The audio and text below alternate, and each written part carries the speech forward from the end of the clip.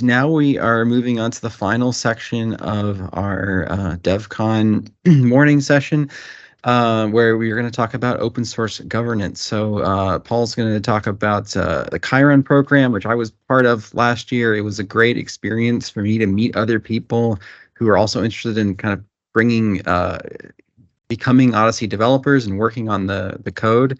And I think it's, yeah, for me, it was a really great experience, like working with them and working in the open source community. So Paul, take it away.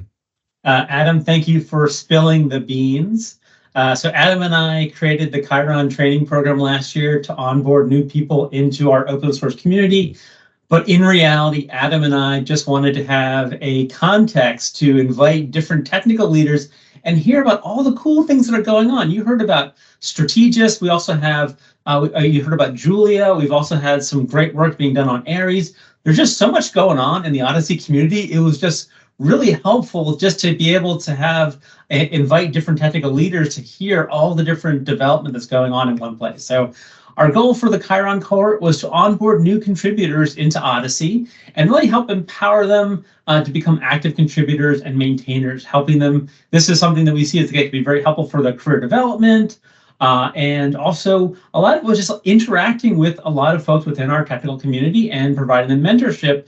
And the other thing I liked about this is we have over 200 repos in Odyssey, and this was really fun because it just led to so many conversations about how the different projects connect to each other and how we look at a global perspective. And I'm just so excited to see Strategist and other projects like Broadsea, where we're really now looking at it as a system and providing a level of maturity to make it much easier to deploy and to do more network studies.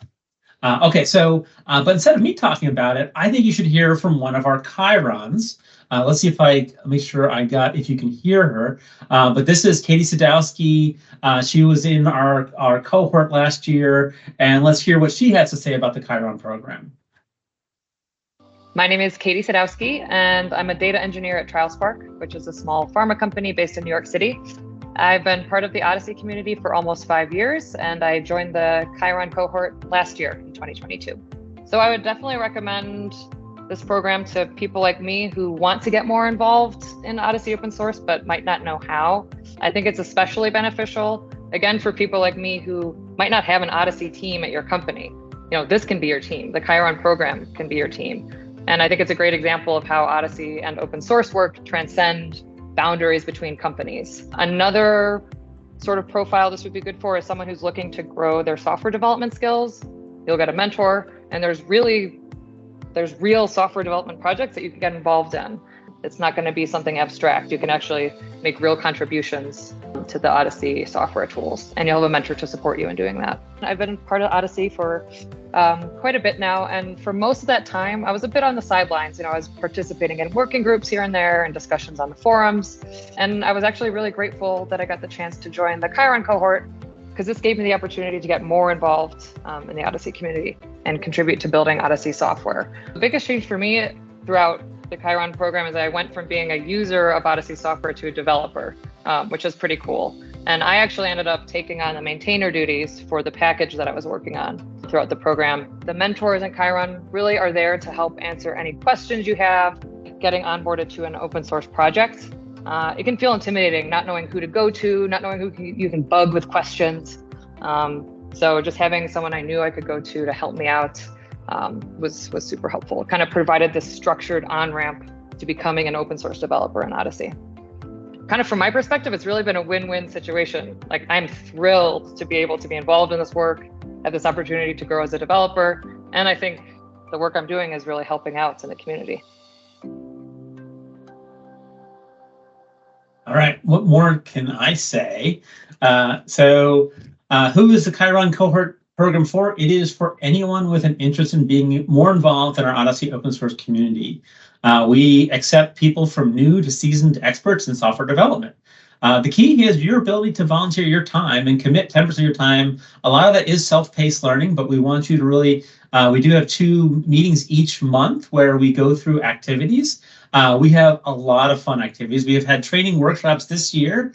Adam organized an amazing group of how to get going, how to set up your OMOP vocab, setting up Hades, your development environment, Atlas Web API, and leveraging Broadsea and Docker, and how to conduct a network study. So it's really kind of show the pieces of our Lego system and how they go together. A lot of what we want to teach you is really about GitHub. GitHub is, yes, it does code versioning, but it's really a massive project management tool. And project management, as you probably know, is all about communication, which is really at the heart of our community and our commitment to transparency. And so anyone, even people with non-technical skills, if you're not a coder, GitHub is actually a great tool for you to be using to interacting with our working groups as well as with our software development.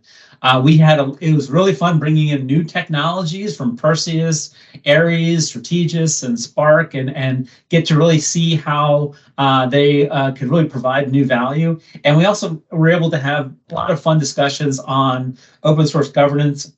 And we brought in folks from other communities to hear about their experiments in open source and self-governance, and that really aided us in our thinking process around what we did. So these were our activities, and they were really fun. I certainly enjoyed them, and I look forward to doing them again. This year, we're really excited to add some new faculty, and to add some more faculty to our Khieron group. They'll provide us a little bit more mentorship, and helping us connect the Khierons with maintainers and user groups. So if you have an interest, the applications are open as of today. With this link, we're going to have it on the OHDSI website, and we're going to close it in 3 weeks. And we'll choose our next cohort in the end of May. But thanks again. It's just amazing showing off and sharing our community with new developers. As you saw from today's lectures, there's just a lot of exciting activities going on. And with that, I wanted to also share how I wanted to introduce Robert Miller and show how GitHub has really become the centerpiece for software development project management, and how we can use it for communication between users as well as the software developers that are creating the software. So I think this is something that we're excited to really invest in as part of next year, as we really start using this more and more as a key way of using templates within our community. Robert? All right, thank you very much, Paul, and thank you for coming up with this name and presentation here. I will say I felt it was a little overzealous, so I'm going to change it slightly and set up the project management superpowers to the benefits of just leveraging GitHub features for project management, so the novel features that are out there. I'm going to go briefly through the background of what was the reasoning to go into depth into this, and then mostly just show and tell. So I'll be out of these slides quite shortly. The context was within the oncology working group, and the effort in general. My overall goal currently is to try to expand OMOP to be the golden standard for oncology open data research. OMOP could become that standard. Right now, it's not sufficient. There was a OHDSI oncology module, I'm sure we're all aware of, released, I think, in 2019. Pretty sure significant progress came from that, but limited adoption occurred. There was lack of documentation, some dead ends, which created some data silos and effort silos. The other big piece of it was that it was US centric. The initial development revolved around the integration of a US tumor registry. We had lack of international feedback and use cases, and really decision making was constrained to those that could attend US-based meetings. So a lot of what came out of that was what may work for folks in the United States, but not outside. The working group itself is comprised of 4 subgroups towards one overall effort. The oncology effort is often referred to as a module or an extension, but really the functionality and documentation is persisted separately, but everything is pushed back into the standard CDM. In terms of GitHub implementation, it's a little bit funky because we have one repo for the working group rather than for each piece of functionality, where there's a whole bunch of stuff in there used as more of an org than a repo. It has documentation, DDLs, ETLs, regimen derivation, algorithms, mapping, study packages, what have you. But then on the other hand, there's also other repositories within the OHDSI org that are involved in ecology, like COIOS. So we're a little bit all over the place in terms of how we're represented in terms of structure inside of GitHub, but it's working so far. And so the goal is to enable OMOP to become that standard that we're talking about that is desperately needed in the open oncology world. To do that, to create a stable, well-documented release of an updated oncology module in OMOP. We're dubbing it the Ecology Release 2.0 to focus on low-level representation, which is persisting source data in standard OMOP tables. And once that's released, and really it's not far, at this point, it's just need to bang a gavel on some pieces and on some decision points and go forward with it. Keeping it with version control, compatibility tracking. And the piece that's most relevant for this is to shift the processes towards asynchronous open source practices for both development and decision making. And this will facilitate contributions from more community members, especially those outside the United States, and requires project management documentation and consequently transparency. And transparency is a big piece here. So the methods section is entirely GitHub, and this is what we'll be going through here momentarily. This idea of this new GitHub project is not really all that new, but it's an organization-wide repo project. I'll show you that in a moment.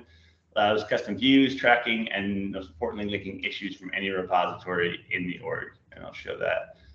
We leverage issue templates as structured components and study requirements, forces consistency, documentation, and readiness for use flag, discussions within GitHub, which can be linked within those tickets, which again, I'll show in a moment, to facilitate conversations about individual pieces or components, and just the updated documentation structure, transitioning from wiki to GitHub pages using R Markdown and integrated actions. So that is the end of the PowerPoint part of this, and I'm just going to go through a bunch of pieces here.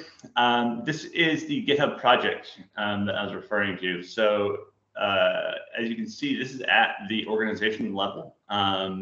There is a little bit of oddity here with the permissions. I think it's the same permission needed to delete a repository as when to create an org project.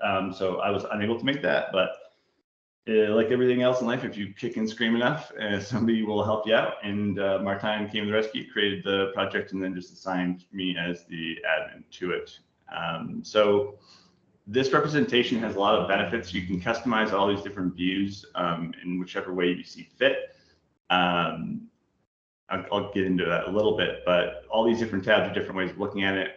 I've kind of conceptually put things into components of what is needed here. Each component, let's look at metastases, for instance, has different sections where this is a group discussion, finalizing. You can have tasks where basically you're just clicking that's done or not. You can convert tasks to issues in a very straightforward way. And basically, this one thing that we're calling a component is this almost recursive piece of to-dos. So if we went into one of those, it has its own information, its own tasks within that. And then you can see where and how that's tracked. And this is just one example here of this component structure. And before I get too in depth about what that all means, I'll just show you that this is one view that was easily custom made, but then for study purposes as well, you can say that there's a certain study and it has dependencies on different pieces of it and whatever it needs to be. This one's a little early on, so it's not all that fleshed out, but you can have the current iteration of what you're working on, what the status is. If you have certain sections, like right now, anything that's vocabulary dependent has its own view. And this is one of the cool features of this, is you can see that some of these are dependent on tickets that are not inside of the oncology working group repository. They are in the actual vocabulary repository. So you can kind of see what needs to be done on the vocabulary side, as well as the documentation side. And this is easy enough to do. I believe these just have flags on them, basically whether or not it's Boolean is documentation or is vocabulary. You can hide that field, and then anything that has that would get displayed here. And just one way, I guess this is a good transition to do that, is if we took something like document metastasis, which is a subticket, but if we go to that ticket, you can see that it is dependent on the overall component here. So this is just one of the many pieces that fit within this, and we would then say that metastasis is not completed until all of this is done, specifically where it's documented and it's designated as ready for use. And these are two key pieces that did not happen in the first iteration and left with a lot of head scratching and a lot of derivation from what we viewed as the standard. So the representation for oncology data was quite, well, it varied quite a bit from site to site. So the next part of this is issue templates. And this was a pretty cool feature that I found just sort of messing around here. Is I've got two here, one for components and one for studies. And you can see that all of these components that are here, they all have the same structure, the same pieces to that. And that's because the component used to make them all has them in the same way, where you would open up a group discussion, finalize pieces to it, identify any yada, yada, yada. You could read down through them. But the key part here is that you cannot say that a component is complete until these last two pieces are done, just sort of forcing that issue. To actually get to the issue templates, I think you just, in your settings, you just need to activate something in here that says,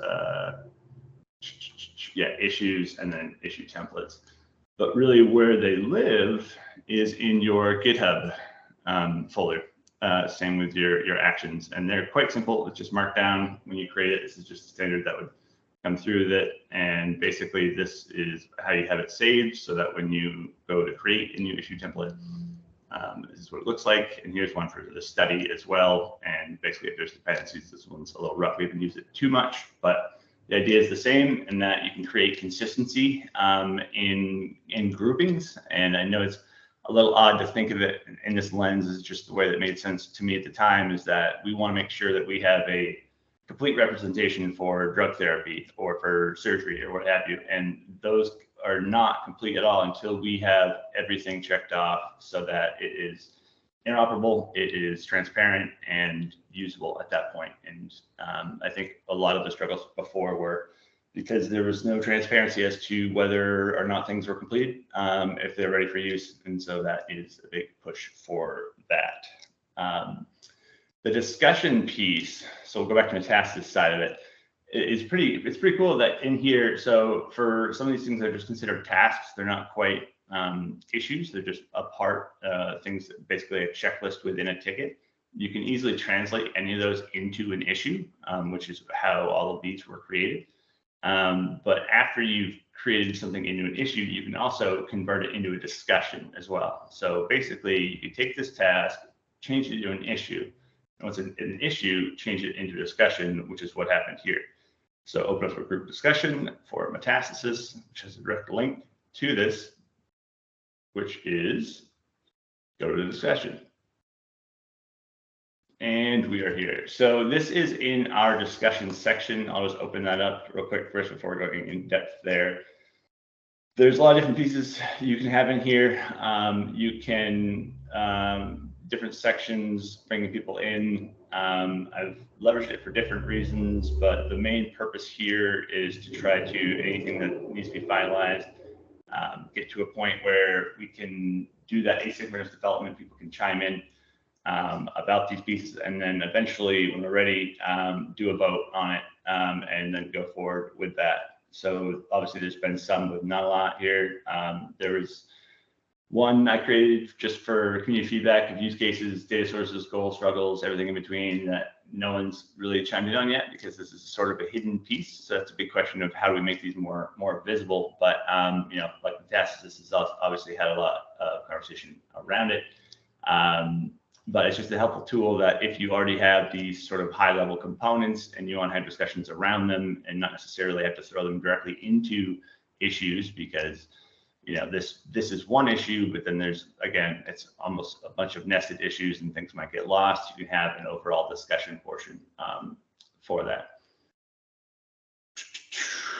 All right, and so beyond discussions and that section of it is the documentation side. And a lot of what we were doing before was in the wiki, still being transitioned over slowly. Most folks probably know the limitations of using the wiki with a repository, and that it's one-to-one with your repo. And we followed suit of when in doubt, just steal from our time essentially, and took the GitHub.io approach. And if you haven't seen those, this is where it automatically generates a little web page for your documentation. The CDM working group has a very similar structure, as does now the GIS working group. And I believe the imaging working group is working on doing the same. But it's very convenient way of tracking things. You can develop them in separate branches and not completely overwrite everything in the wiki. Just a much more sustainable solution. You can, if you look at the Hades documentation, there's a lot of programming on that side. You can go and pull information down to the statuses of repos and the number of issues and all that kind of stuff to it. But that side of it is fairly interesting. It's using our Markdown package, but essentially what you're doing is creating RMB files and then a overall site YAML file to then run a command, which is going to generate all those into HTML files inside of your docs folder, wherever you specify that to be. And then there's built-in functionality that when this gets updated, your docs file or your docs folder, any of these, it will automatically re-render that site and republish it to the internet. So the piece here that is somewhat interesting too, if you have a larger or diverse group of folks in your working group that want to contribute and aren't all that savvy in programming, a lot of this is a lot easier just to pull it all down in R and then use our Markdown render site, and it will rebuild everything and put it in HTML. But if you took a different branch, let's just take the model RMB, for example, and just going to show, if we open this in GitHub Dev and pretending that we're another branch, we can obviously do that in a moment.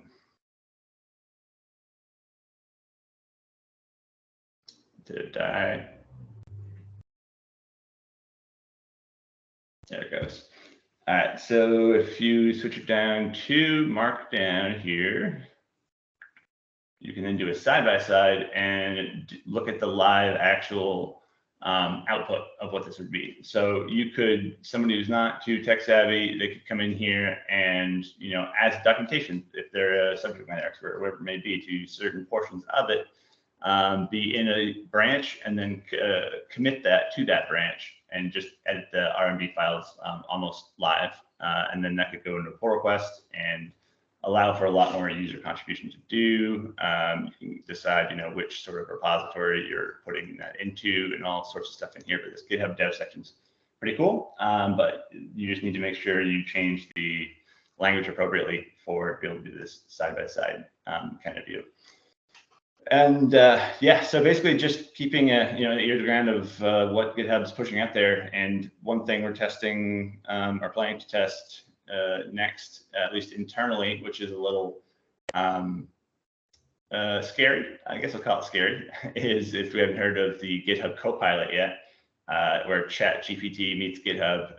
It's something that we're going to just mess around with internally and see what comes out of it. But essentially auto-writing code for you. So this is just an example of where things are headed with GitHub. They're releasing more and more content all the time. And I'm not sure how useful this would be for OHDSI in the future, but it's something we're going to test out. And maybe if there are certain ways to do it to leverage this functionality, that would be fun to do. But just another that this is not a stagnant code base by any means, and there are going to be different functionalities and different pieces of assistance with your project management utilities that are coming out of GitHub. So just staying on top of that and coming up with a consistent way to do that as a community could help us out quite a bit. But yeah, that's what I wanted to cover. Robert, thank you so much.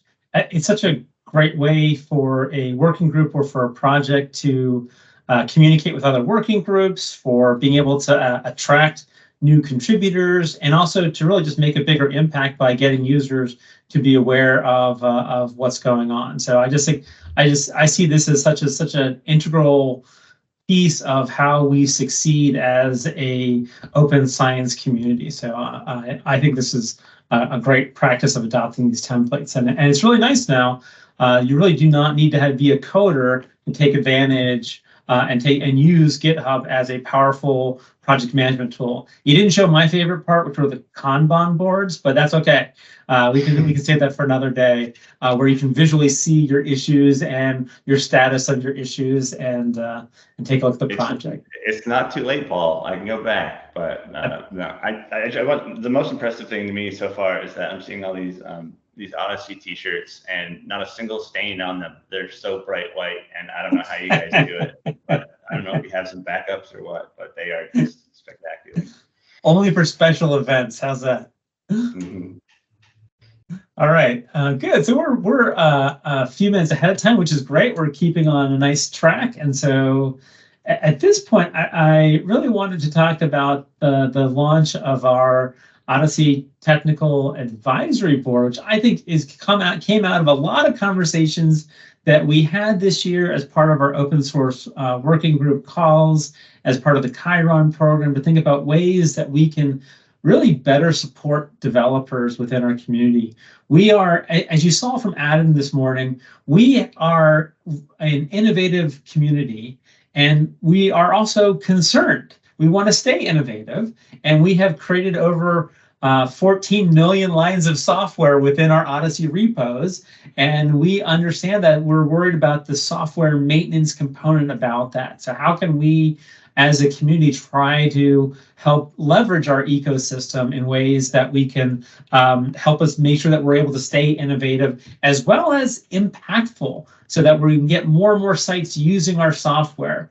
A lot of health systems can get a lot of value out of deploying OHDSI and using a curated data set, NOMOP.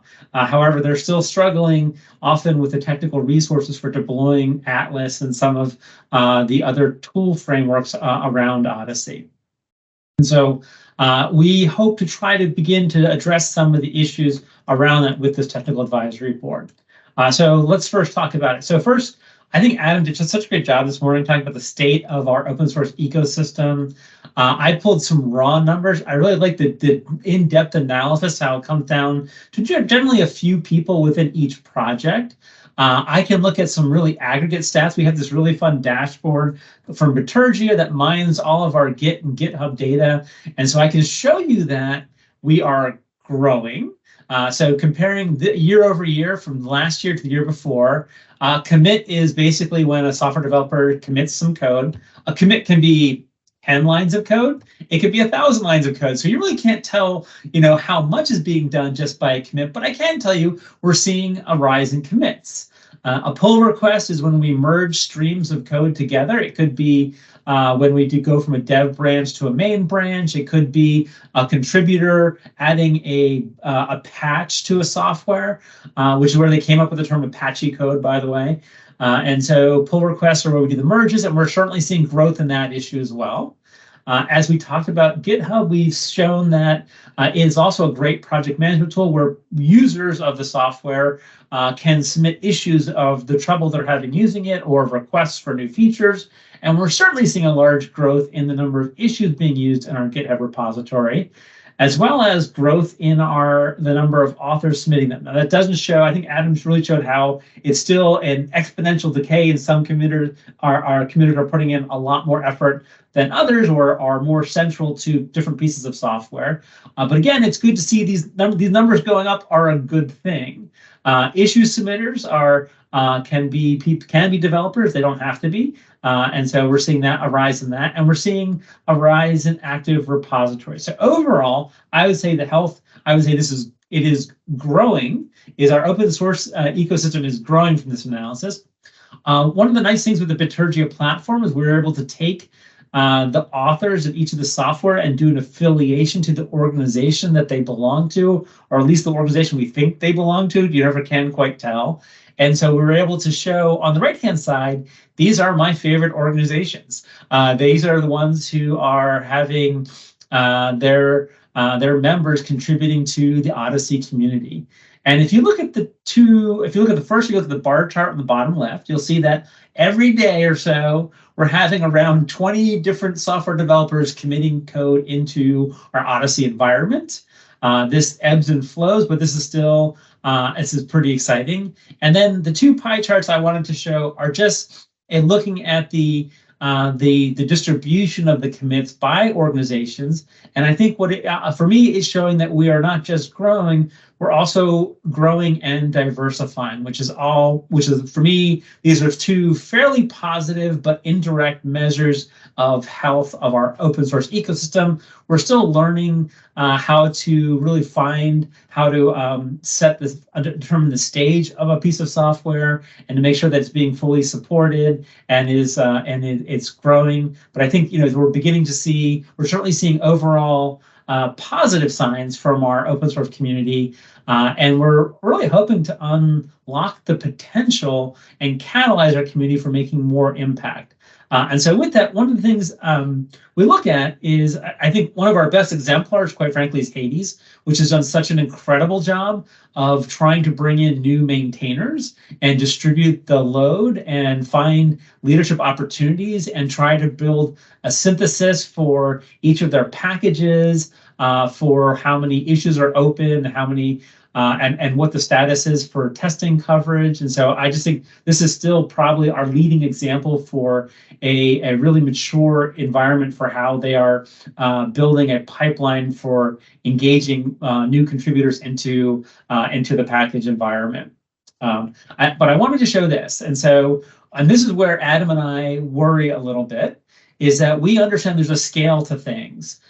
There are potentially lots of users of our software. I would say that there are probably over 10,000 to 10,000s of users of Odyssey. If you think of people using Athena or Atlas within the community, I have over 200 people at Johns Hopkins that are using our Atlas instance alone.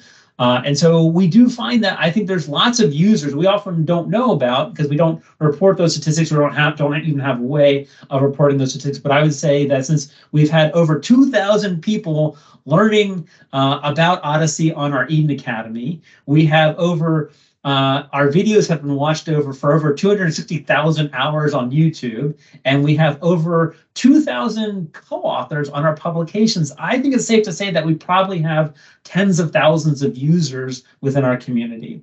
And then I'm going to separate users from power users, and my definition might be slightly different from others, but I'm going to say a power user is someone who usually works with a command line interface. This could be those epidemiologists and data scientists that we talked about earlier, who are using R or RStudio or SQL, but can work at the command line level and really be able to get into the data model and do analysis.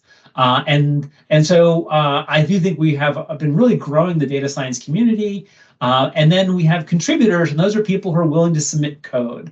There's a lot of users of software. There's fewer people who are willing to take the time and effort to submit code into our environment. It could be a systems administrator at a site that helps develop a port for a new type of database, because we try our best to be technology agnostic as a community. It could be a patch to a new database or to a new platform.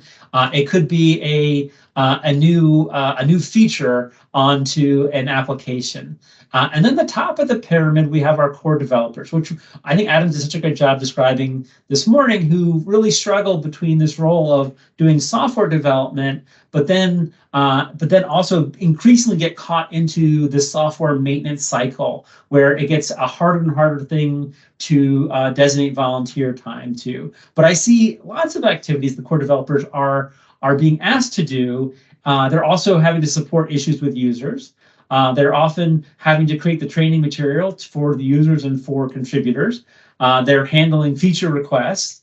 either incorporating patches made by contributors. They are training other developers in the development process. They're testing software on different technologies. They are putting together proposals to get funding so they can have more time to add these features. And I think one of our quests as a community is how can we balance this load? And so one of the reasons that Adam and I created the Khieron training program was say, can we train casual contributors to become more active as a cohort instead of making every core developer have to train new developers in their community. And so we tried to do this as a cohort, and that was really one of the goals of the Khieron program, was to try to offload some of the time it takes to train other peoples in how we do things for our software development. And so that was one of the quests, but I think there's more that we can be doing. And if you look at this, here is from that book on working in public, and I have basically 4 different groups here.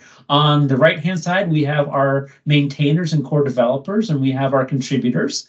And then on the left-hand side, we have the users of the software, from our power users and users. And I think it's really important to know that that scale is usually a 1-to-10 ratio, as Stephen Wally talked about, when you go between maintainers and casual contributors to power users to users. And so you end up with 1,000 users for one maintainer, and that can be an unsustainable relationship. And when those users are asking questions, the maintainers can spend their entire day answering those user questions, and that can be a challenge.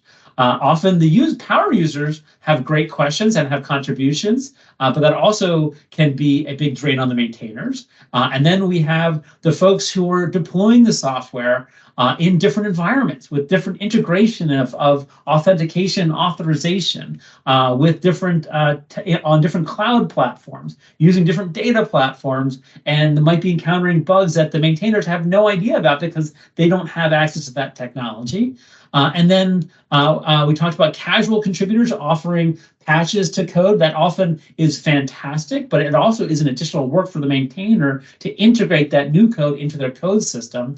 And then lastly, trying to making sure that they're getting sponsorship to be able to do this work for our community. So I think the discussion we want to have is how do we help balance and use our whole community together so that we can work with the maintainers and support them better to be innovative? And what tasks can we take off their plate, or at least balance it a little bit so that we can help them spend more of their time doing the stuff that we really want them to be doing, which is innovative and creating new software. And that is really our discussion around how do we create our OHDSI open source ecosystem. And this really led us into our discussion of the Khieron Leadership Development Program. And that's where we differentiated between casual contributors and active contributors. And so casual contributors, really turning them into someone who understands that repo, who can help with issue management on that repo, who can help with feature requests, can help with some of the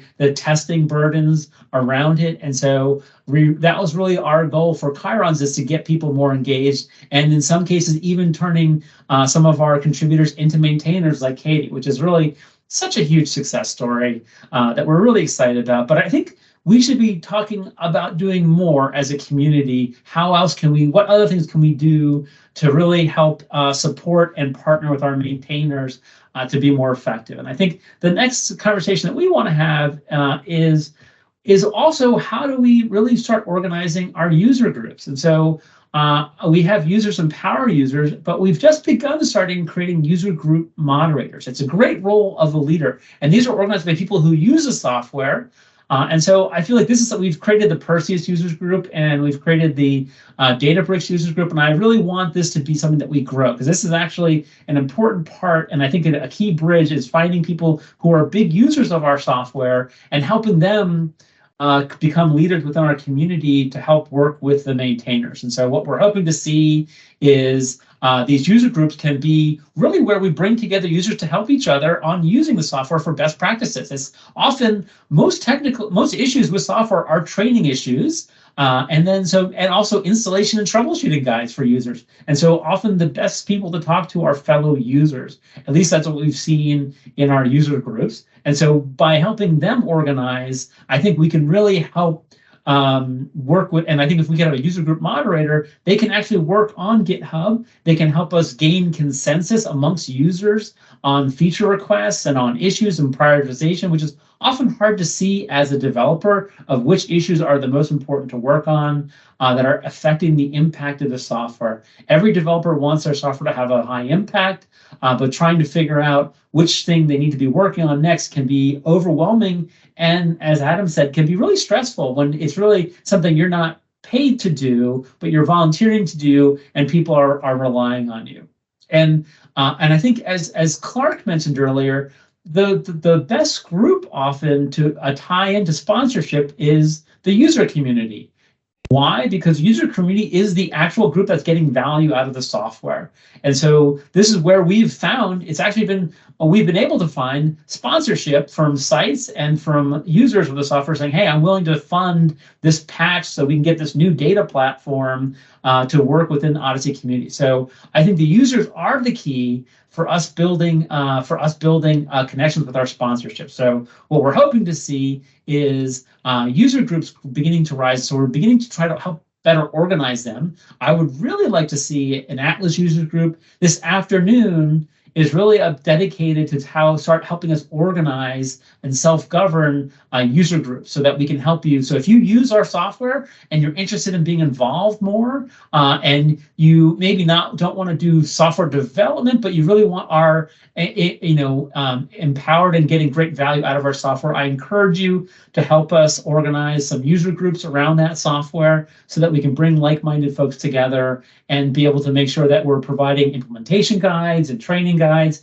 and also and then working on GitHub, which I think is the great common ground as a project management tool to help our maintainers and active developers succeed in this process. And so I'm hoping to see this year us create new user groups, and I feel like the user groups are a great way of also engaging sponsorship. We were able to find funding through government agencies. We were able to find funding through clinical registries. Clinical registries are more and more adopting Odyssey. They are really driving. They have models that they can fund and subsidize the adoption of Odyssey in health systems. And I feel like this is a way of, when we try to tap in new value to the Odyssey community, we can find funding streams that can help better support our maintainers instead of leaving it to our maintainers to go find it themselves. So I think sustainability and leadership development program are going to be two keys that we want to focus on. The other two keys you've already heard a little bit about today are going to be about stability and security. We have a lot of different packages. Our packages have a lot of dependencies. How can we make it easier to deploy them? How can we make sure that it's going to actually work in different environments? How can we make sure that the systems using them are going to be secure and that we're not introducing vulnerabilities into the process? And so for that, I want to hand it over. Let's see, I got one more slide. So we've created the Technology Advisory Board, and this is really consisted of contributors representing repositories within Odyssey. And it's really, how can we start looking at our whole ecosystem as a system? How can we start working on a regular release schedule of our software with all of their version dependencies? And how can we better coordinate central infrastructure testing? The best time to do testing is when you commit the code the first time. Finding a bug earlier is the least expensive way of addressing a bug. And so the time we want you to say, hey, something might be up with your code is the first time you commit that code right into GitHub. GitHub has a great capability called GitHub Actions to do automated testing and continuous integration. And so it's really has a lot of capability for doing this. And we want to be able to test it on all of our different vendor platforms. And so I think this is something that we're really excited about. So that we can be comfortable and we can help our developers get feedback on the stability of their code. And I think having that to be fast and responsive is really key to making it time effective for our maintainers. And of course, we want to start really developing and promoting more standards. Every time our system, a piece of our software talks to another piece of our software, that's going to be an interface. And so how do we make sure that we have that interface is something that is somewhat standardized so that we can decouple the two pieces of software and they can each develop at their own rates and yet be able to communicate their data and their semantics between them in an effective way. And so this is something that we're hoping to do within the advisory board, as well as providing security reviews. What we found is we've got incredible partners within the Odyssey community. We are hosted on Azure, on Google, on Amazon, and they are great aggregators of our software. They've got multiple clients using Odyssey, and they're actually, they have a lot of expertise in security. They can help provide us feedback. And so I do feel like this is taking advantage of part of our ecosystem when we get into the hosting side. And lastly, we're going to be assisting in the formation of user groups. So this is something we hope to see a real rise of this year to help better partner with our maintainers. And so stability, security, supportability, and sustainability. We don't want to have to make that the responsibility of every maintainer. We want them to be focusing on innovation, but we want to support them by providing them this type of feedback. And so we don't need to make every maintainer a cybersecurity expert. And I think that would be an ineffective use of our resources. And so we're hoping that the Technology Advisory Board can help us provide a spot for us to communicate these standards within all of our repos. And with that, I'd like to hand it off to the chair of our incoming Technology Advisory Board, Lee Evans. Great, thanks, Paul. Can you hear me okay? Yep, just fine. Great. So I guess the full name is the Odyssey Open Source Technical Advisory Board. And it's an idea, I guess, Paul and other parts of the community came up with, and it's sort of incubated over the Q1. So I just wanted to have a timeline here just to say, well, what should people expect? What's going to happen? So we're launching it today at DevCon. We are going to be planning to have the first meeting within the next couple of weeks, hopefully, and also to start producing something from the group. So initially, I think that's going to be a release of standard specifications. I know there's been a couple of mentions of specifications, strategies, cohort designs. Are also specifications. There's APIs.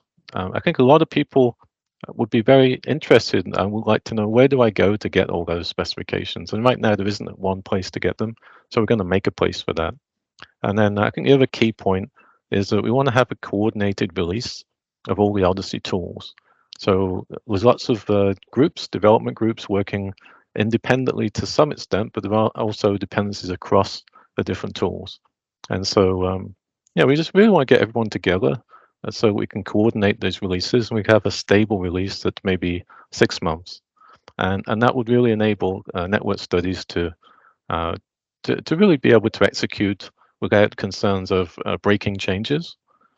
So yeah, I think Jenna illustrated really well that going back 4 years is challenging, right? But sometimes going back 6 months is challenging at the moment. So we want to really make that stable. So next slide, please.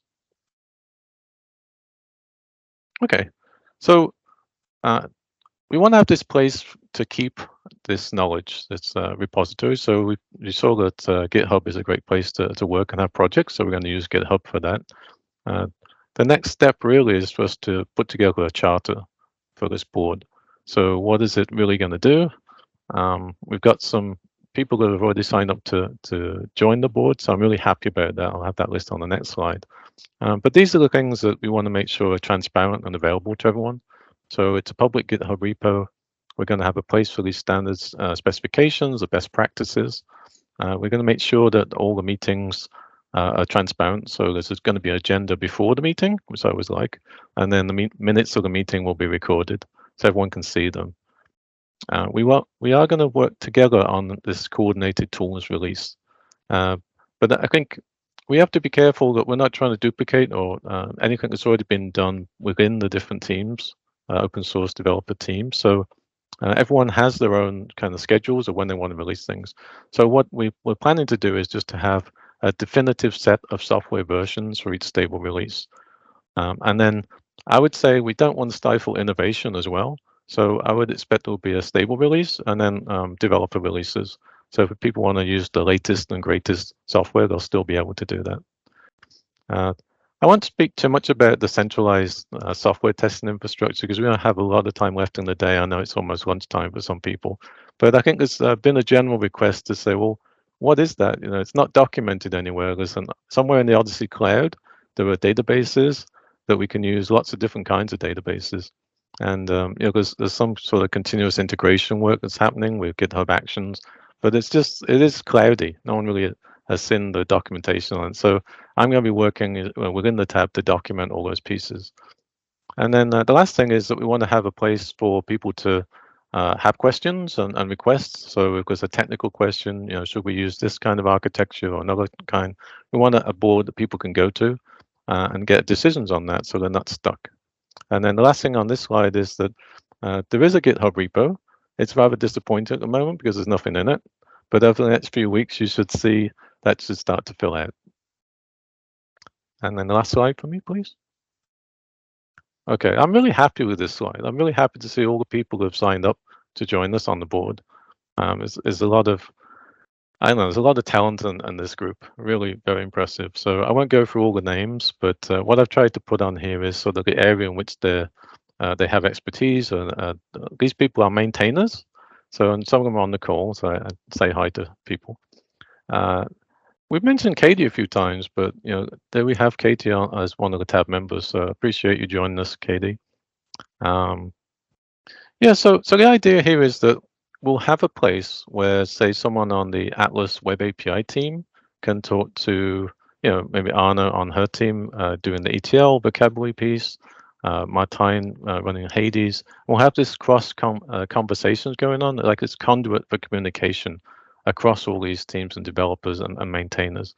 I think that's a really valuable thing. That's why I signed up to do it with Paul when you asked me to be the lead. And I'm really looking forward to working with everyone. And I think we're going to end up with maybe once a month, twice a month schedule where we'll get together and we'll review requests. We'll look at documentation. We'll make sure we get this coordinated schedule of releases. So thanks. Excellent. And I did want to end by thanking, a lot of this, we had a lot of great help from a lot of people. As part of an open source community, we're not alone. We're part of there's a lot of open source communities, and we got in particular help from Adine from Bioconductor in how they structured their technology advisory board. There's a group called Lyricist who's developed a whole open source toolkit for evaluating your environment. Bitergy Analytics helped us really put together a nice way of analyzing our contributor onboarding flows on GitHub. And we also wanted to recognize that part of this was funded through an NSF grant on creating a pathway for an open source ecosystem. So we are part of a larger community too, and how do we create open science at scale? And this has really been an effective part of that. So Adam, I wanted to thank you and hand it back to you. It's 12:30. I think we're right on time. Yeah, I'm amazed we actually kept to the schedule. So that's great. Thanks everybody for participating and being on the call. I hope it was clear that we have a very vibrant open source development community with a lot of activity going. It's hard for me to keep up with it, and there's a lot of stuff I think that I'm aware of that we couldn't even talk about on this this morning. So there's still just so much out there in terms of Odyssey open source software and tools, and also an idea. This is really broader than software. This is about open science. This is about how we kind of create freely available and open artifacts that can be used to for improving decision making, improving our health. This afternoon, so we're going to take a break, 30-minute break, which is not very long, but we'll come back to this Zoom or this Teams call, and then we'll go into 3 breakout rooms. If you're interested in talking with me and Clark about cooperative licensing model, come to our group. Lee and Ajit are going to be talking about BroadC, and then Jody Ann is going to be leading a session on network studies. Our goals for these sessions is to have an open discussion and to take notes. So someone in each group should be taking some notes and capturing the thoughts of the group, and then we will report out on that on the community call next week. So thank you all for attending the morning session of the DevCon 2023. Yes, and have a good break. See you after lunch.